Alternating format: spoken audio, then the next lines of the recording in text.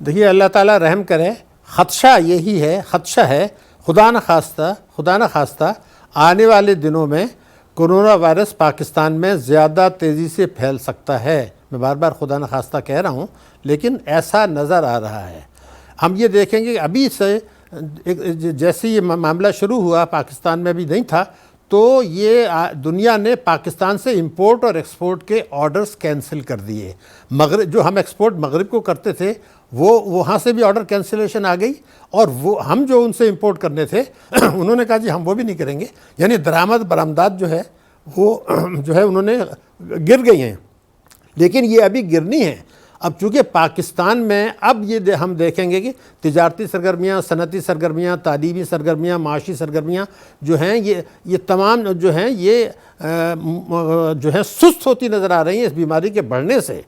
تو ان حالات میں خدشہ ہے اللہ نہ کرے پاکستان کی معیشت کو 10 ارب ڈالر سے زیادہ کا نقصان ہو سکتا ہے، دیہی علاقوں میں بھی اور شہری علاقوں میں بھی۔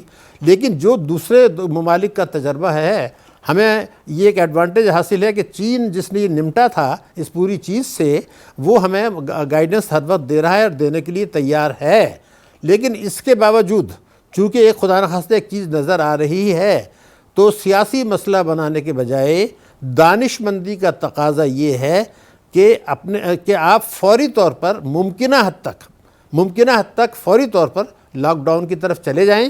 اگر تاخیر کی اور خدا نخواستہ حالات بگڑے تو جتنی لاک ڈاؤن آج آپ کرنی تھی وہ پھر اس سے بہت زیادہ کرنی پڑے گی، اس کے تکلیف دہ اثرات بہت زیادہ ہوں گے۔ یہ میں آپ کو عرض کر دوں آپ کی خدمت میں، میرا مسئلہ اس وقت صرف یہ ہے کہ آپ اپنی معیشت کی صورتحال دیکھ لیں۔ ہمارا ٹیکسوں کی وصولی جو ہے وہ کوئی 1100-1200 ارب پہلے ہی کم ہوگی۔ ریزروز جس کی ہم بہت بات کر رہے تھے، پریکٹیکلی یہ اتنے ہی ہیں جس دن عمران خان صاحب نے حلف اٹھایا تھا، حالانکہ 3 ارب ڈالر کا ہاٹ منی لائے تھے جس میں سے 1.5 ارب نکل گیا ہے، اور باقی شاید اگلے چند دنوں میں نکل جائے گا۔ تو ایف ڈی آئی اب نہیں آئے گا، کم آئے گا، ترسیلات متاثر ہو سکتی ہیں۔ ہمیں صرف ایک ایڈوانٹیج ہوگا کہ ہماری تیل کی جو ہے وہ امپورٹس کا بل کم ہو جائے گا کنزمپشن کم ہونے سے،